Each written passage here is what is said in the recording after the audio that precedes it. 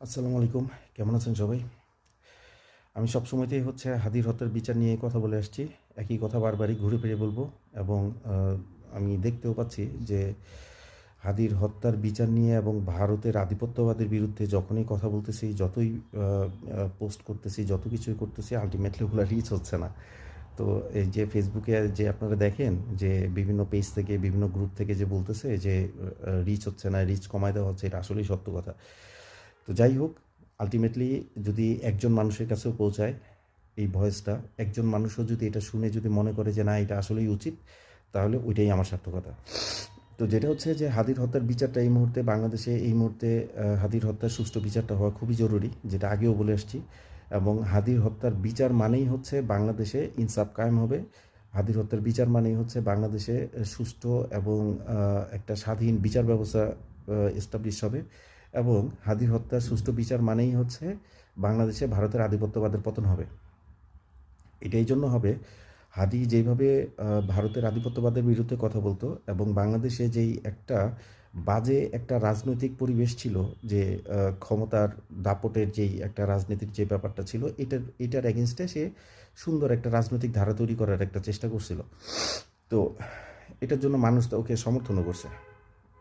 এখন বিষয়টা হচ্ছে, তো এগুলা যখন মানুষ যখন খুব পজিটিভলি যখন অ্যাকসেপ্ট করতেছিল হাদির এই কথাবার্তাগুলা, তখন একটা মহল দেখছে যে এইটা যদি একবার মানুষ যদি এটা জনপ্রিয়, মানে মানুষ যদি এটার মজাটা যদি পেয়ে যায়, হ্যাঁ, সুন্দর একটা রাজনৈতিক ধারার মজা যদি একবার পেয়ে যায়, মানুষ যদি ভারতের আধিপত্যবাদ থেকে বের হয়ে যদি দেখে যে মানুষ আসলে কীভাবে কীভাবে বেনিফিটেড হইতেছে, এইটার মজাটা যদি একবার পেয়ে যায়, সার্বভৌমত্বের মজাটা যদি একবার পেয়ে যায়, তাইলে এই মানুষের উপরে আর আধিপত্যবাদ কায়েম করাটা সহজ হবে না। এটার জন্যই হাদিকে সরাই ফেলা হয়েছে। এবং হাদিকে হত্যার পিছনে বাংলাদেশের অনেক বড় বড় রাঘব বোয়ালরা জড়িত, এটা আমি নিশ্চিতভাবে বলতে পারি। এবং এর পাশাপাশি ভারত সরাসরি জড়িত।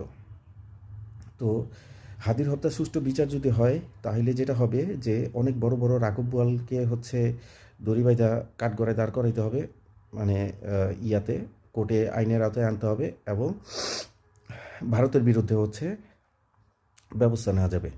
আর এইটা তখনই সম্ভব যখন একটা স্বাধীন বিচার ব্যবস্থা তৈরি হবে। স্বাধীন বিচার ব্যবস্থাটা এই জন্য জরুরি, কারণ প্রত্যেকটা মানুষ, বাংলাদেশের প্রত্যেকটা মানুষ, হোক সে ধরেন প্রধানমন্ত্রী অথবা হোক সে একদম খেতে খামারে কাজ করা একজন কৃষক, সবাই কিন্তু বাংলাদেশের নাগরিক। এবং নাগরিক অধিকার সবার জন্য সমান। আপনার যদি এমন যদি হয় যে আপনি ধরেন বাংলাদেশের কোনো একটা প্রত্যন্ত অঞ্চলে কোনো একটা গ্রামে বসবাস করেন, আপনি দেখবেন ওইখানে